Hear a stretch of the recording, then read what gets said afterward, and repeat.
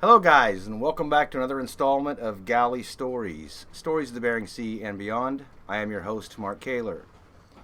Before we get started, I just wanted to make sure to remind you to buy wild Alaska seafood, and if you can't buy wild Alaska seafood, at least buy wild seafood. Our guest today is Captain Elmer Loose. He's the captain of the Viking Explorer. Captain Elmer, how are you doing today? Doing good, Mark. Doing good. Excellent. So, you've listened to half of about all of these, but never all of them at once. So we're going to throw some ringers at you. But let's start out with, where were you born and how you got into the industry? Well, I was born in Seattle. I don't like to say that, but I was born in Seattle, and I got started in the industry. Well, I've been in the industry all my whole entire life. I think I was 3 weeks old when I first was on a boat. My mom and dad had a boat. They fished. They was a troller out of Southeast Alaska, actually out of a little town called Pelican, and ever since I was about 3 weeks old, I was on the boat. My first memory of being on a boat was there was a tire swing. So there was the main boom of the boat. They'd put it down on fair weather days, and if there was a little bit of wind, they'd put it up and put a sail on it. Just part of the trolling back in the days, I guess. I don't know much about it, but I recall it all. Anyways, there was a tire swing, and we'd get in the tire swing and sit in there, and just the natural motion of the boat, you'd get rocked back and forth. And now, that was nothing to do with the fishing equipment. They just put that tire swing up for you? Just for the kids. How old do you think you were at that time? Oh, geez.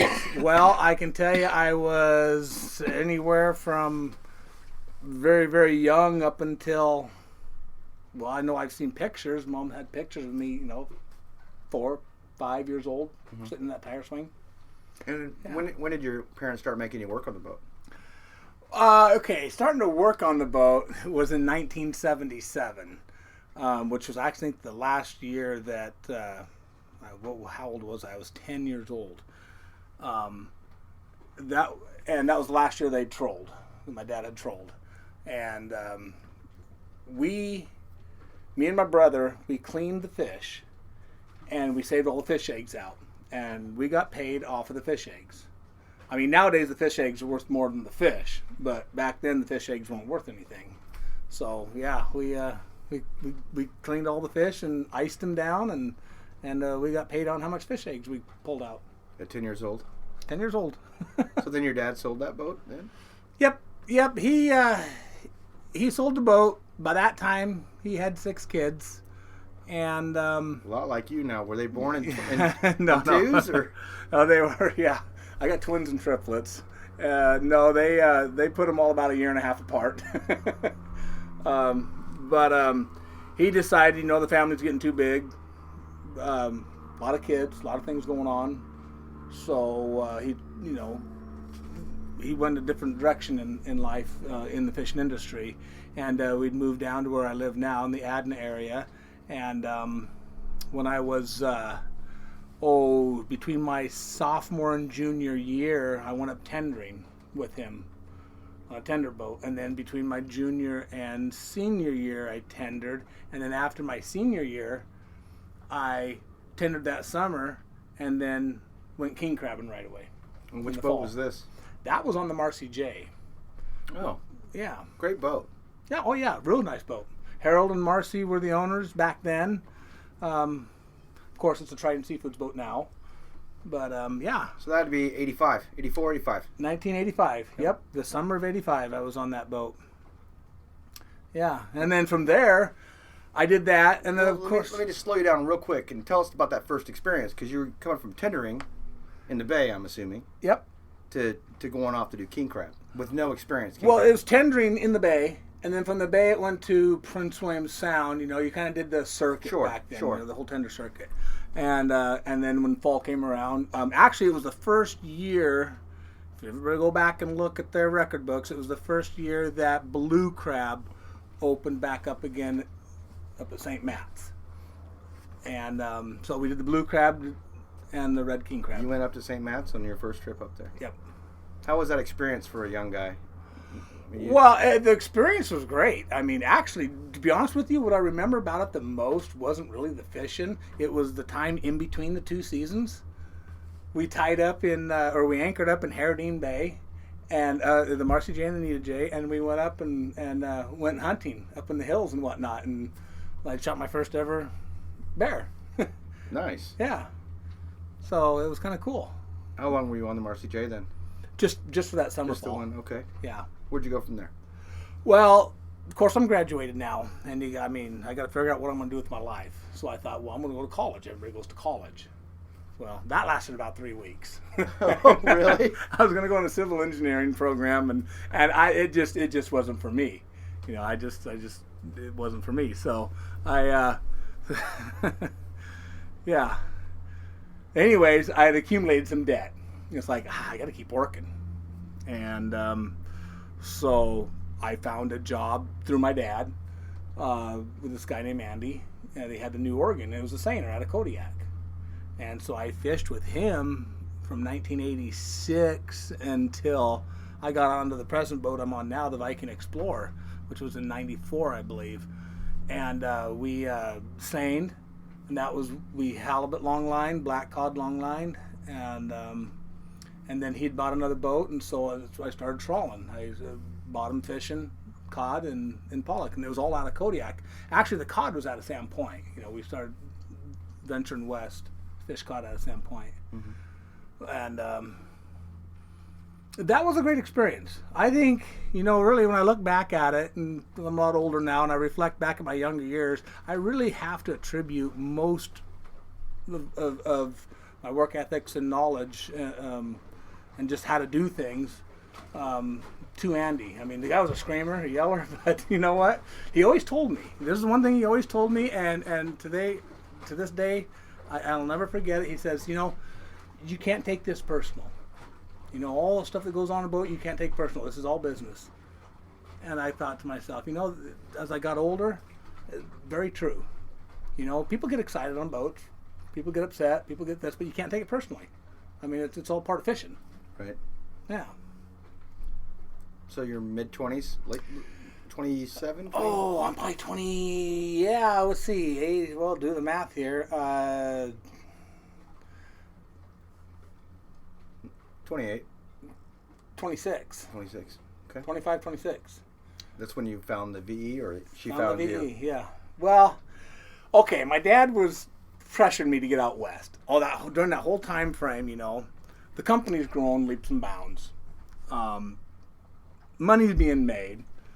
But I thought I was making good money in Kodiak, and I was. I mean, heck, for a young kid, I was making real good money. But he kept trying to tell me, yeah, we just bought these boats, and he's telling me all about the fisheries out there, but I just wasn't listening. I wasn't registering it. And because we were doing fine. Which company was this? Trident. Oh, your dad was with. Yeah, he was with Trident by this time. Yes, and things were going good, and but things were going good in Kodiak too. Salmon industry was good. I mean, what was it? 1988 was that big year, Red Run year. The price was $2 and some odd cents a pound. Because '89 the Exxon Valdez came in, and but no, things were going good, and I finally, it was in the summer of '94. Yeah, the spring of '94. It was just done. I was done. I due to a lot of different circumstances, I just couldn't better myself anywhere where I was at. And I wanted to make the next step up in the industry. I wanted to run a boat. And have you been doing any engineering or all that? Oh yeah, work? yeah, Okay. oh yeah. You on those smaller boats, you do it all. And so I got on the. I don't know how I got in touch with Jeff, the other captain. I really don't know how that all came about, but I don't remember anyway. But Jeff and I sat down and met, and I got the engineering job on the Viking Explorer that summer. So, back up a couple months, I brought in my last trip to. I was running the boat, the New Oregon longline, for the previous 2-3 years, and of course halibut. I mean, it was nothing to go out and fill a boat full of halibut in the 48 or 72 hour openings that we had back then. And because the boat only held 50, 60,000 pounds of halibut. Well, how did you first step into that captain spot on the Oregon? I mean, how did that come about? Well, Andy bought another boat, the Milky Way. And so he was running it. And he obviously trusted me enough to run the New Oregon. You know? How was that experience the first time getting the keys? I think the very first time was kind of a scary moment. Okay. let's have that one. Well, the one trip I remember was we were headed out, and this was early on in the spring too, and I couldn't tell you how early them seasons started, but we were going to do some black cod off of Cape St. Elias. And well, that was back then. Okay, you had WBH-29. You had the weather gal, Peggy. She gave the weather from Kodiak. There was no internet, no nothing to get the weather. We'd gotten the weather, but somewhere along the way, the weather obviously changed. So here we are out in the armpit of Alaska, and it is starting to get crappy. I mean, just really getting with it. And we're on a 56-foot wood boat, mind you. And, I mean, I don't know what was blowing 50. And that's no place for a 56-foot wood boat. It's blowing 50, 20-plus footers, especially up there where there's a lot of current. It's just nasty. Nasty. Yeah, no place for it. No place for it. One of the guys left the back. There's 2 fish holds in it. In the back fish hold, we had all of our bait on ice, for our trip we're going to make. We'd already set most of our gear out. And, I mean, it was just nautical. It was just nautical. And so one thing led to another, and the boat was starting to feel really heavy. And I'm like, gosh. And I found out, what's going on, guys? What's going on back there? Well, it was full of water. The hatch never got put back on. So now it's full of water. Our main tank's full of water. Now we're here. We got a situation now.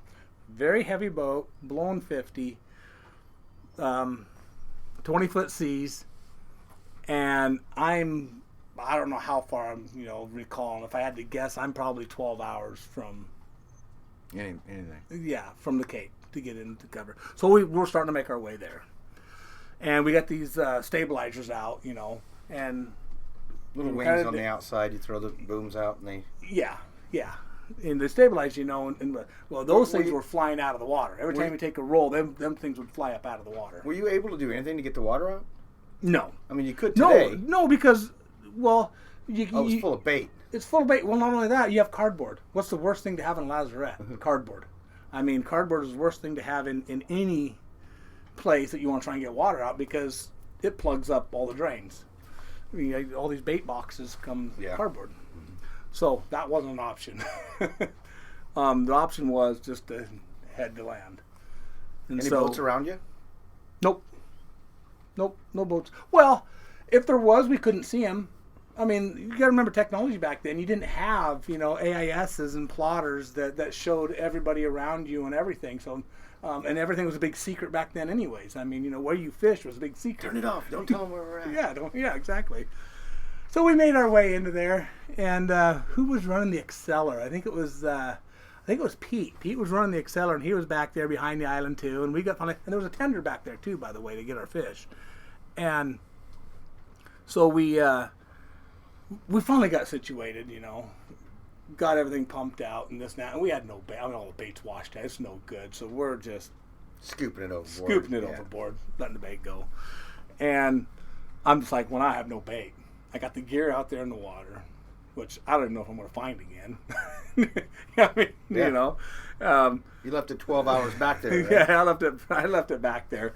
And the plotting system back then was, usually you camp out by a gear, and then just pick it and keep an eye on a buoy. Keep an eye on a buoy, exactly. I mean, we were fishing, 200 to 300 fathoms of water for this black cod. You didn't have wheel watch. You had buoy watch. Buoy Don't watch, let that buoy exactly. get out of here. Especially not knowing what you're going to do. It's like, is that thing going to disappear now? Right. So Pete gave us some bait. He helped us along there, and he was kind of coaching me along and what to do and this and that. And the weather got nice, and we went out and we picked the gear, and so you found it. We found the gear. Well, of course, we broke off both ends, everything. It was a disaster. This trip was just a disaster. By the time we said all said and done, we had a few thousand pounds of blackcod and came back to port with half the gear. That was Horribly your first mess. That was your first trip? That was my first go around. It was a nightmare, just a nightmare. But I learned a lot from it. Yeah. I learned a lot, and from there it just kept getting better and better. You know, I did the halibut openings from that point on, and very successful. Yeah, really good. And so you know, I thought, that's what I wanted. I wanted to be in the captain's chair. And so it was finally time in 1994. It was finally time to make that move, and so I did. I got a job on the Viking Explorer, and you know, Jeff and I remember sitting down with Jeff at the Dairy Queen in Raymond, because that was the halfway point between our two homes, and sat down. But you don't remember how you guys connected up at all? I really don't know how that happened. Probably through your dad. I think it was through Dad and Jim McManus. I'm pretty sure it was through Dad and Jimmy, if I'm not mistaken. You know, Jim was pretty involved with the boats back then. You know, he was the boss, and yeah, it was between those two. And so July comes rolling around. I think it was July well, because I went gillnet. That's right. I got off the New Oregon. So you got off the Oregon, and then but we're already hired on the VE, right? Yes. And then went gillnetting Yes. for the summer before, Yes. or Yes, I got a job with Matt Marinkovich on, I don't even remember the name of the gillnetter, but I needed something to fill in, because I was supposed to go meet the New Oregon, get hooked up with her in the Seward Shipyard, July 20... the VE. Yes, the VE. July 28th. I believe it was the date. A little bit of fill time there then. Yeah. Well, yeah. There was a month there. Well, there was a Bristol Bay season there to be had. And so I thought, well, heck, I would do that. Mm-hmm. And that was an experience in itself. You know, Had you done Bristol Bay before? never gillnetted before. No, That's combat fishing. it was, especially back. Well, it was more than. I mean, okay, here we go. Herring seine, salmon seine, pollock fished, cod fished, king crabbed. I've gotten a lot of the fisheries under my belt by then, and I thought, you know what, this would be a good time to go let's do some gill netting. Maybe I'll fall in love with that and buy a gill netter or something to permit. So anyway, well, the experience on that was pooping in a 5-gallon bucket in the back deck. I mean, that's what you did. Those old wood gill netters. That's one of my memories. You're just sitting out there, you know, in God's world, just like, okay. In a bucket. In a bucket, yep. And I'm pretty sure a lot of the gill netter people that's going to listen to this can relate. But anyway, so I met the boat, the Viking Explorer, in the end of July in Seward. What year was that? In 1994. I believe 94. I don't think it was 93. I think it was 94. Was she pretty new then? Well, it was built in 79. So 89, yeah, it was 15 years old. So, yeah, it was a fairly new boat. And Jeff and the crew were going to fly up on this date. I can't remember. It was like 4 or 5 days later. It was when the boat was in the water. And then, boom, we were going to head pollock fishing to the Bering Sea. So I talked to Lloyd Anderson. He was the port engineer at the time for the company, and Al Junis was the engineer on the Viking Explorer for whatever reasons, which I don't know. You know, he was no longer going to be the engineer, and I was going to go up as the engineer on the Viking Explorer. So here I am. I'm flying into Seward, town I'd never been before, to a boat I'd never seen before. Before the cruise there. No crew there. They're not going to come for another 4, 5, 6 days, whatever it is.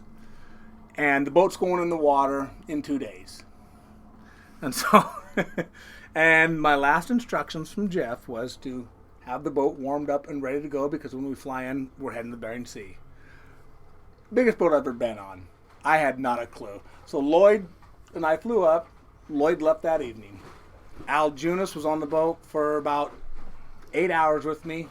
Told me this, and this, and that was it. He flew out. So here I am, the shipyard coming up to me, saying your boat's going to go in the water in 36 hours, about a day and a half at that point. and we're going to go ahead and put you around, tie you up right here. So I'm like going, holy smokes. Is everything closed? It needs to be closed. I'm supposed to have this boat fired up, refrigeration going, and the whole 9 yards, because Jeff and the crew's flying in, and we're leaving for the Bering Sea to go trawling. So I spent my every waking hour tracing and marking. I had a black marker pen and a lot of tags. Every single pipe in that engine room I had to put a mark on. Every single valve I figured out where it went to. I mean, I traced everything. In the shaft alley, got the books out. What is this thing back in the dry hold? Lloyd told me, well, that's the, variable pitch unit. That's a Hunterstad variable pitch unit. Grab the Hunterstad book. What does this thing do? Well, I didn't know it turned the flukes of the propeller, Did you oversell yourself to get the job, you think? I just don't know. I don't know. But all I know is I got the job. So I had to make the best of it. I mean, I don't like failing. Nobody likes failing in life. So I made sure that by the time, I know I had 2-3 days before they got there, I'd better have all this figured out. And so it was an experience. Wow. So did you have it running? I had it running with a couple of minor mishaps. Did Jeff come down and see all your tags and black marks? And... I don't recall that, but I'm sure he did. I'm sure a lot of people did. I take that as a good sign, though. Pretty thorough. Well, I mean, when, back in the day, when you say, we're coming up, it was Olympic fishery back then. We're heading to the Bering Sea to fish pollock. I mean, it's go time. So I had to have it figured out. Yeah. But what happened was, what happened during that time frame was, I was flooding the fish holds to start refrigerating. I get this refrigeration going. And I knew the basic principles of refrigeration on the other boat. So, okay, so it's a little bit bigger system, big deal. I mean, it's all the same principle, right? And really boats, the principle of a small boat to a large boat, they're all the same. Just bigger equipment. Just bigger equipment, just more of it. So it was I just had to figure it all out. But what had happened that I did not know was that they had left. Back then we had these box chillers, and on the sides, on the ends of the box chillers, you had all these the distributor for the Freon. Well, for whatever reason, somebody along the way or something, anyways, loosened up, and I don't know what they were doing to the refrigeration system, but those didn't get tightened back up. So when I flooded the forward fish holds, it flooded the chillers with water. And water, anybody knows refrigeration, water inside of a chiller, inside the Freon system is not a good thing to have. But I didn't know it at the time. But I would always call my dad, Dad, this just happened. What do I do? Well, your dad's a hell of an engineer. Yeah, I mean, it was nonstop throughout the process every day. I was like, okay, what do I do? What do I do? What do I do? And, he'd just tell me along the way what to do. So he told me get all the dryers you can find in Seward and get them on the boat. So I did. Got all the dryers I could find, and so my whole time from Seward to the Bering Sea until we got to Dutch Harbor was putting dryers in, changing dryers out, which I had figured out how to do, and trying to get all the moisture out of the. When you say RSW. dryers, people are picturing right now a hair dryer. But... Well, the RSW on the high side and low side, they have dryers. You got to keep all the impurities and moisture out of the refrigeration system. Is it like a filter? Yeah, it's something that I guess grabs the water, any impurities, anything. And then I learned about what non-condensables were in the condenser, because we had that too, which means your condenser will only work. All the non-condensables will go to the top of the condenser, so you got to bleed that off if you have issues. You got to bleed that off, so you're getting the full condensing of the refrigeration. So it was just a lot of stuff I was learning as I was going, and so we got it going. And so, anyways, wonder if I can explore. Where are we at? We're in Dutch Harbor now, and from there we just started fishing pollock, and it wasn't until that next year. In '95, that it was the fall season of '94, and then the winter '95, and it's like I'm going back to what I wanted to do. I wanted to run a boat. I wanted to sit up there. I wanted to sit up in the wheel. I want to be the guy. Jeff, move over. Well, it wasn't move over, but I wanted to be the guy up top looking down. Not the guy at the bottom looking up. And so what's the first job available? Tendering. I wanted to tender the boat. I get my foot in the wheelhouse. So I am pushing. And nobody likes. Well, I shouldn't say nobody likes to tender. Most captains don't like to tender. It's not a favorable job, let's Right. say. So I ended up getting the tender job for the boat. It's like, wow, I got my foot in the door. After 1 year. Less than a year, yeah. Because it's 94, so 95. Were you taking night wheel watches or night tows or anything at this point? Or Oh, yeah. No, right away, right out of the gate, I was... And I don't know why or how. But he had a salty crew, Jeff did. But I don't know how I found my way doing the night towing. Because a guy named Dan Morvik used to do all the night towing. But I found maybe I was sitting up with him. I don't know. But I ended up doing a lot of the night towing. And from that point and up until 2000, I did all the night towing and the engineering at the same time. night towing's just like being captain, except harder because it's dark. Well, you catch the fish at night. He catches the fish during the day. So, but where were we at? Trying to look up into the wheelhouse and Yeah, so I got the job tendering, and then from there, it led in. Probably should fast forward a little bit. It led in from tendering. I got that spot sewed up. Obviously, I must have done a good job because they kept me doing it. And to grabbing a pollock trip or two, to doing all of cod fishing then. Jeff didn't have no interest in cod fishing. He just wanted to pollock fish, which is great. That's fine. you got experience. You were running the boat. Yeah, so I got the codfish. Now, were you still engineering at the same time, or did Yes. you were? No, my first season of codfish, I engineered and codfished at the same time. Now, this is going to start to get difficult as I get laying into the 90s because I was doing both spots. It would bring somebody in, but just to be my eyes down there. But yeah, it was. I was working 10 months out of the year. I mean, back then the seasons went a lot longer. How'd you have those 5 kids? Oh, that's right. You had them all in 2 shots, right? Twins and triples. After the year 2000. And so, king crab. Well, king crab's coming. Well, I'm going to go king crabbing. I've been king crabbing before, right? So, in 1990, around about 95, 95, no, I did not do the king crab that year. It was not until the following year, 96. I can't remember. Yes, it was 95. Who's running the boat king crabbing then? Randy Ackerman. Randy Ackerman's running the boat king crabbing. Huh? Is this the sheriff? Is that what they call him? I think so. I think he's got a lot of nicknames. Yeah. Yeah. Great guy. And he run the boat king crabbing. So I went with him that season. And then, of course, now I'm doing my normal rotation of stuff. The following year, king crabbing, it was Harold Mylord. Myrold. What king crabbed at 90? On the VE? No, 94. I'm getting back. I messed up one year. It was that first year in 94. Royal Viking then. No, Viking Explorer. It was that first year in 94 that Randy did it. And then 95 Harold did it because my first year running the boat king crabbing was 96. Gotcha. Okay. So Harold ran it in 90. And so I did the king crabbing. Now I'm stepping up where I'm doing all the king crabbing. And Jeff didn't want to do king crab? Nope, he didn't king crab. All the pollock. Let's start with A season. I'd do all the A season pollock. Then I would do codfish in season after that. And then I would come up and with Jeff and whatnot and engineer the boat for all the pollocks. We used to do CDQ beforehand. And then all the pollock season, and then I would run the boat for the king crabbing. So if you go from January and back then, the king crab seasons were all different. But anyway, it was about 10 months. 10-month stretch. Well, the year 2000 rolled around, and it was like, it was getting, I met my wife, want to settle down, have some kids. And it was too much. That was, I couldn't do that. I mean, it was a grind. And so Jeff was giving me more and more pollock at that time. And at that time, things were changing in the industry. King crab went to AFA, went to catch share for the FA boats.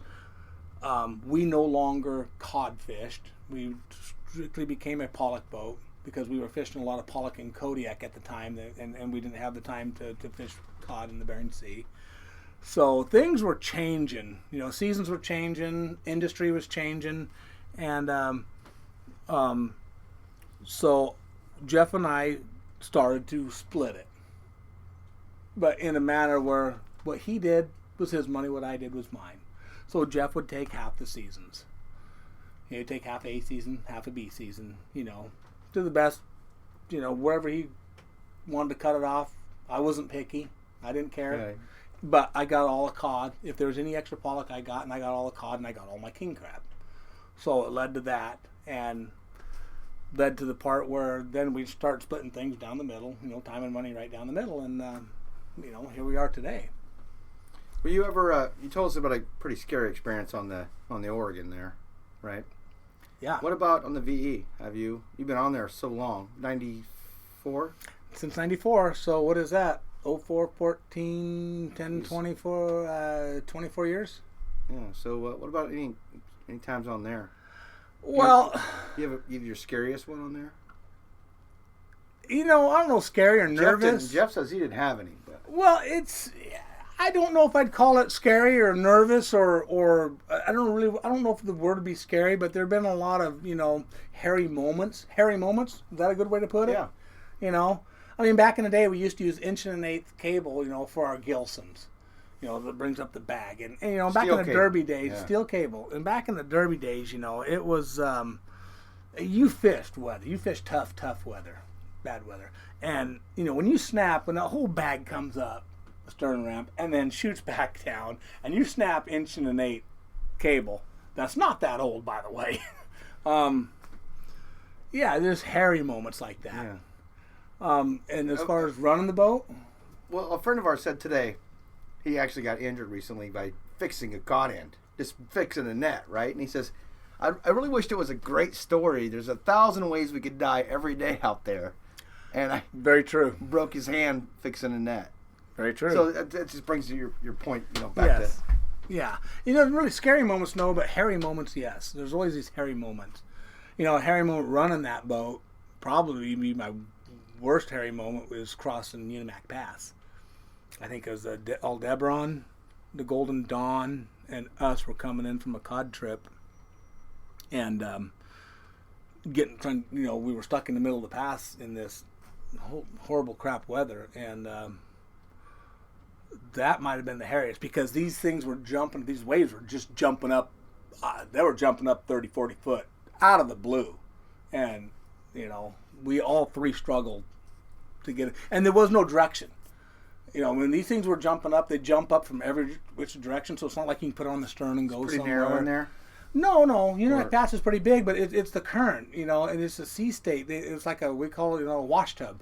It's like in a wash tub, washing machine. Coming out the They're other. coming all different directions, and that was a hairy, I don't know what that was, 10, 12 hours just to try to get across that pass.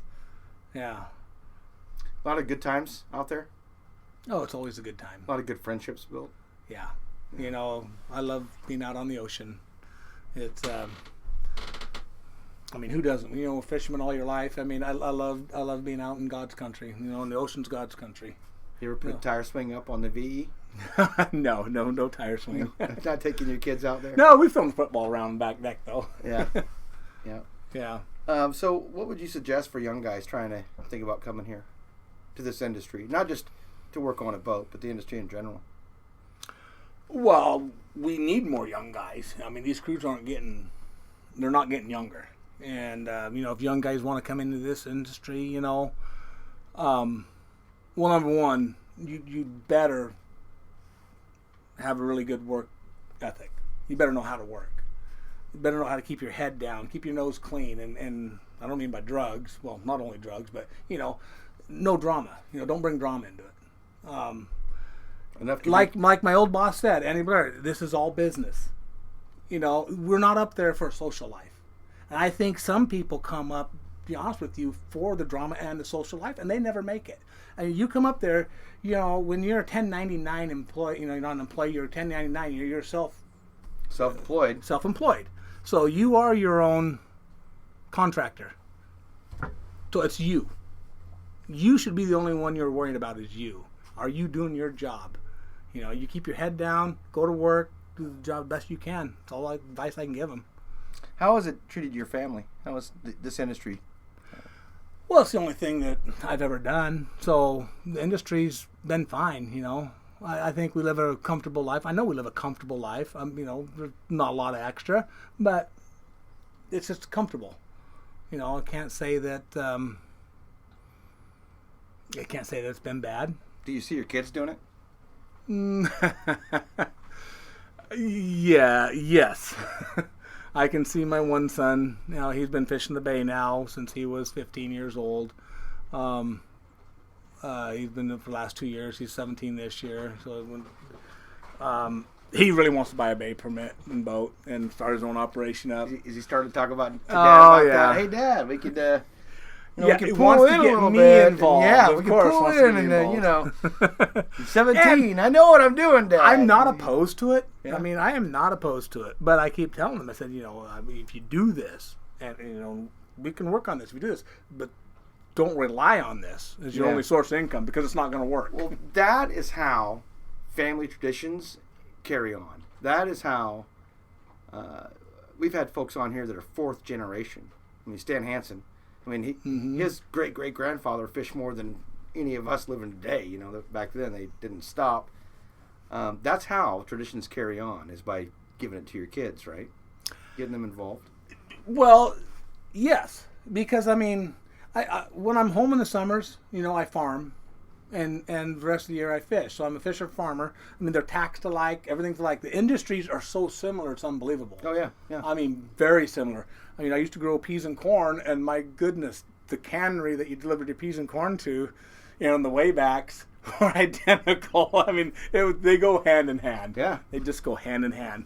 And there's a lot of shit on farms that'll kill you too. Oh yeah. Step in the PTO the wrong way with some loose carb, and you're wrapped up. Yes. So very similar industries, and so therefore those are the only industries that I've been in. And fishing has really caught their eye, big time. Yeah.